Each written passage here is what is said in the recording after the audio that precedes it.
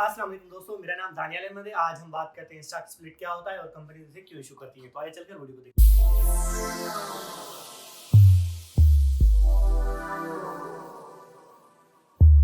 ये कंपनीज का डिसीजन होता है जिसमें कंपनीज क्या करती हैं कि अपने स्टॉक्स को ज़्यादा हिस्सों में डिवाइड करती हैं, ज़्यादा टुकड़ों में बांटती हैं और इससे क्या करती हैं कि जो कंपनी की स्टॉक प्राइस है ओवरऑल वो डिक्रीज हो जाती है, जो कि आम इन्वेस्टर्स के लिए अवेलेबल हो जाती है। इसका जो मेन टाइप है वो ये होता है कि कंपनीज अक्सर 2 फॉर 1 या 3 फॉर 1 स्टॉक देती है। मतलब कि अगर आपके पास एक स्टॉक है तो वो आपको 2 एक्स्ट्रा स्टॉक देंगे या 3 एक्स्ट्रा स्टॉक्स देंगे। ऐसा कंपनीज क्यों करती हैं? ऐसा कंपनीज इसलिए करती हैं कि जो उनकी शेयर प्राइस होती है वो ज़्यादा होती है, मतलब बहुत हाई होती है, जो आम रिटेल इन्वेस्टर्स के लिए नहीं बन सकती। मतलब कि जो रिटेल इन्वेस्टर आप जैसे मुझ जैसे इंडिविजुअल इन्वेस्टर्स हैं उनको पहुंच से बहुत दूर होती है, तो वो लोग परचेज नहीं कर सकते। इसलिए क्या करती है कंपनीज स्टॉक स्प्लिट करती है जिसमें नंबर ऑफ स्टॉक्स आपके इंक्रीज हो जाती है और जो शेयर प्राइस है उसी नंबर से उसी रेशियो से डिवाइड कर देती है और वो डिक्रीज हो जाती है। स्टॉक स्प्लिट का जो मेन फायदा है वो ये है कि जो इससे कंपनीज की ट्रेडिंग में इंक्रीज आ जाती है, जो number of shares per day trade होती है, मार्केट वॉल्यूम जो है कंपनी उसका वो ज्यादा हो जाता है। फॉर एग्जांपल जैसे एक इंसान की साइकोलॉजी है, हम क्या करेंगे, अगर किसी शेयर की 100 रुपी प्राइस है तो वो 10 शेयर खरीदने में 10 बार सोचेंगे, मगर अगर किसी कंपनी की शेयर प्राइस 10 रुपए है वो 100 शेयर हम बहुत ही जल्दी में इजीली परचेज कर सकेंगे। हालांकि अगर देखा जाए तो दोनों में हमारी कैपिटल जो है, दोनों एग्जांपल्स में हमारी कैपिटल एक जितनी जा रही है। तो एक इंसान की साइकोलॉजी का जो बिहेवियर है उसको हटाने के लिए कंपनीज भी ऐसा भी करती हैं। इसका जो ओवरऑल इम्पैक्ट है कंपनी की मार्केट कैपिटलाइजेशन पर कुछ भी नहीं होता। कैसे, मैं आपको एग्जांपल देके समझाता हूँ।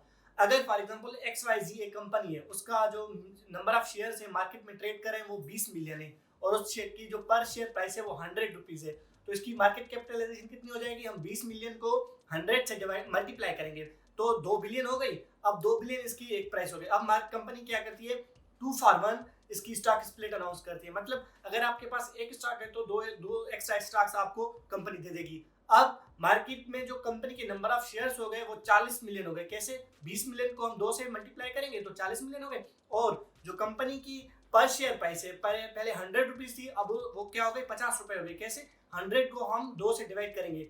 हालांकि अब देखा जाए 40 मिलियन को हम 50 से मल्टीप्लाई करेंगे तो ये कितने हो जाएंगे? 2 बिलियन।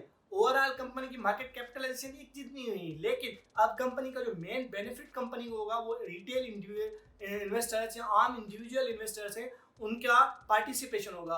अब 50 रुपए पे जब शेयर आ गया तो आम ट्रेडिंग लोग उसमें ज्यादा करेंगे, वॉल्यूम कंपनी का ज्यादा इंक्रीज होगा। जब वॉल्यूम इंक्रीज होगा तो बिड और आस्क प्राइस जो होती है उसमें भी ज्यादा डिफरेंस नहीं आएगा। जैसे जैसे कि बाटा, हीनो या नेस्ले हो गई, ये कंपनीज बहुत ही हाई लिक्विड कही जाती है क्योंकि इनकी जो शेयर ट्रेडिंग है वो मार्केट में ट्रेडिंग बहुत कम होती है, वॉल्यूम ट्रेडिंग का कम होता है, तो इसकी बिड और जो आस्क प्राइस है उसमें भी ज्यादातर डिफरेंस होता है। और रिटेल इन्वेस्टर्स की पहुंच से हम जिसे दूर कह सकते हैं, या रिटेल इन्वेस्टर्स उसमें इतना ज्यादा इंटरेस्ट नहीं लेते, क्योंकि अगर कोई बंदा शेयर्स लेके बैठ जाए और उसमें उसकी मार्केट एक्टिविटी ना हो, उसकी बिड और आस्क प्राइस बहुत ज़्यादा डिफरेंस हो, तो यहाँ पर आम रिटेल इन्वेस्टर्स को बहुत ज़्यादा नुकसान हो सकता है। इसलिए कंपनीज क्या करती हैं, स्टॉक स्प्लिट करती हैं, इस नंबर ऑफ स्टॉक्स इंक्रीज कर देती हैं, उससे शेयर प्राइस कम आ जाती है और ट्रेडिंग उनमें और ट्रेडिंग वॉल्यूम बढ़ सकता है। जो नंबर दूसरा है, नंबर सेकंड है, वो ये है स्टॉक रिवर्सल स्टॉक स्प्लिट। मतलब अब कंपनी इंस्टेड ऑफ के नंबर ऑफ शेयर्स इंक्रीज करें वो रिड्यूस करती हैं। जैसे कि अगर आपके पास 10 शेयर्स हैं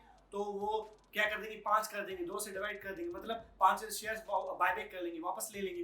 तो इससे क्या होगा कि जो कंपनी का शेयर प्राइस है वो थोड़ी इंक्रीज हो जाएगी और साइकोलॉजिकल फैक्ट की तरह उस शेयर प्राइस इंक्रीज होगी तो लोग कहेंगे ठीक है भाई इसकी प्राइस अच्छी है, इसको हमें लेना चाहिए। और दूसरा जो मेन रीजन होता है वो ये होता है कि बहुत सारी जो एडवांस स्टॉक एक्सचेंजेस, लंदन हो गई, NYSE हो गई, नैस्डैक हो गई, या इंडियन स्टॉक एक्सचेंज भी हम कह सकते हैं, या हांगकांग की, उनमें एक कंडीशन होती है कि आप इस प्राइस तक अगर आपका शेयर है तो मार्केट में ट्रेड करेगा, अदरवाइज जब वो शेयर प्राइस एक लिमिट से नीचे आ गया तो आपकी कंपनी की डीलिस्टिंग कर दी जाएगी, मतलब आपकी कंपनी इस स्टॉक एक्सचेंज पर ट्रेड नहीं कर सकेगी। तो उसको अवॉइड करने के लिए भी क्या करती हैं कंपनीज, ये रिवर्सल स्टॉक स्प्लिट अपनाती हैं और ये मेथड भी अपनाती है जैसे कि मार्केट प्राइस उसकी इंक्रीज हो जाए और इससे ओवरऑल मार्केट वैल्यू पर कोई असर नहीं पड़ता, जैसे कि मैं पहले भी एक्सप्लेन कर चुका हूँ।